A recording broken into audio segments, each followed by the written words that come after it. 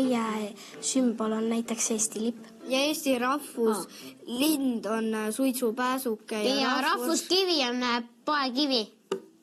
Ja lill on rukkilill. Tahtsin seda just öelda.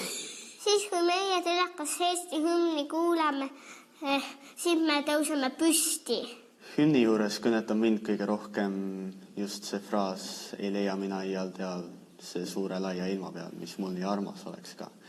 Et just see, et meil on võimalusi nüüd tänapäeval minna ükskõik kuhu, aga samas on neid ja on väga palju neid, kes jäävad siia.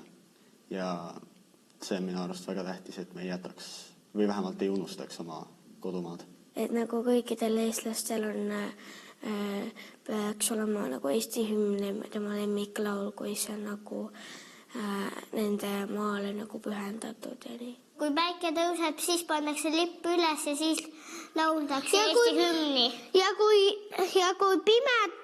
päike hakkab loojama, siis lastakse lipp alla. Eesti lipu peal näiteks sinine tähendab taevast, must tähendab maad ja valge tähendab pilvi. Siuksed rahulikud värvid, ma arvan, et see on nagu eestlastele nagu kuidagi kohe läinud südamesse. Ja tundub nagu iseloomustab meid kuidagi. Sinine tähendab kindlasti ka merd, sest me oleme mereriik, ütleme nii.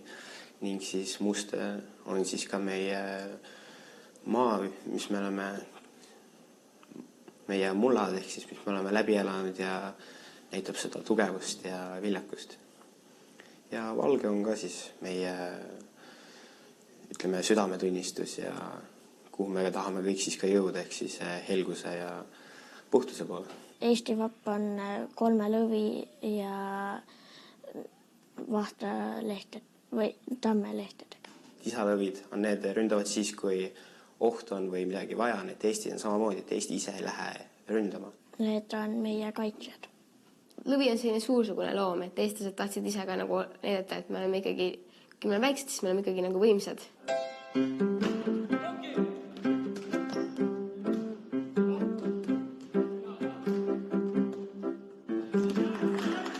Suitsupääsuke on minu meelest selline hästi vaba lind või tal on hästi selline kõrge lend ja samas ta jõuab ka madalale, ehk siis ma arvan, et see näitab seda, et eestlased saavad ka igale poole, kuhu nad tahavad, kui nad ainult püüavad. Kui ta sinises taevas lendas, siis tunduks nagu olekski sinimust valge, et oleks nagu sinine taevas, siis ta ise on must ja siis tema kõhualune on valge.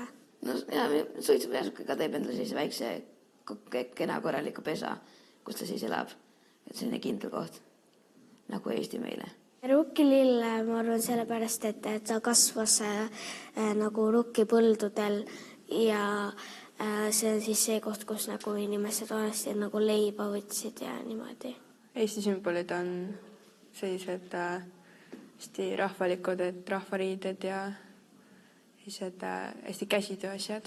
Minu jaoks on terekohukesed sümboliseerivad Eestit ja muidugi ka Kalevi maiustused.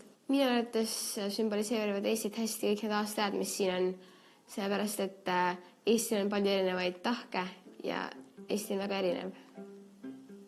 Mina arvan, et Eestit sümboliseerib väga hästi Eesti loodus, sellepärast, sest mujal maailmast on raske leida sama ilust loodust.